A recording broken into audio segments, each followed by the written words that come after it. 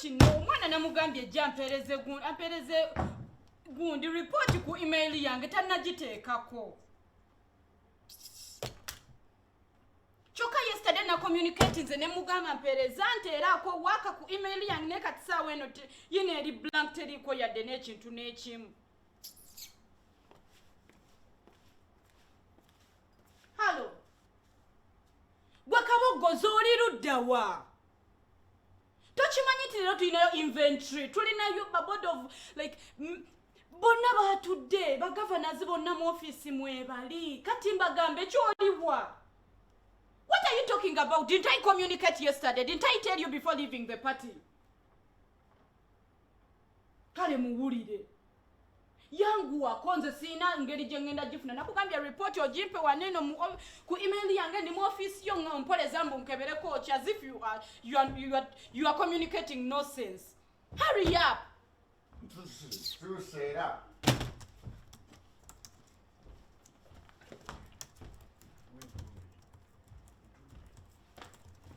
Gwe doli luddawa. Yes, I'm sorry madam. Banange nyamba buyambi leero inventory tulina okuwaayo report ebintu byonna bitambudde batya machines zikoze zitya naye kati ebintu sibirabako nabimaze pate yanyumye wabula va mu party. This is not party time. Ebintu biriwa wakali webiri okwo kuki sokonda endako ngowunya omwenge watamidde kati bosi goto tegede nti jo twabadde mu party no tuwambia wala jiani ya mu party siku olw'okubirwa gyo lwanyumye okufa Kabogoza navuddewo nga nkunyonyodde nti leero tulina inventory meeting bagovernors beetaaga report ne nkugamba wagikoze nongamba wagikoze nagikoze nayo era ngenda kugipresenting. How are you going to present Lengerengeri Joyambaddemu? I told you today you have to be in a suit. Your suit. Boss obuzibusi babadde baffe nze nabadde sitende go walese pate kuwokubiri ate kuwokusatu njagala mu office. Labayo. Kabogoza. Kati sona twagikoze weekend wandibira byebino ate wala jibwedda gompa rusizi. Hello? Dora.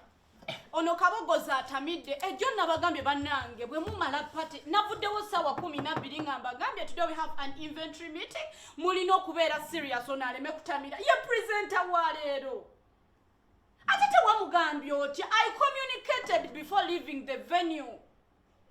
Didn't I tell you?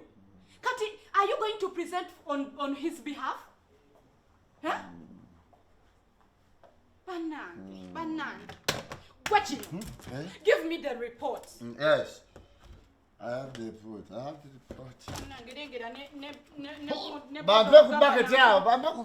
Bucket.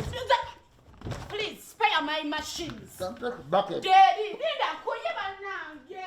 Wetu wakoze pate twabagambye kuononeka kutuka kulinesa. What are you doing? Yangweno mzavale mu machine.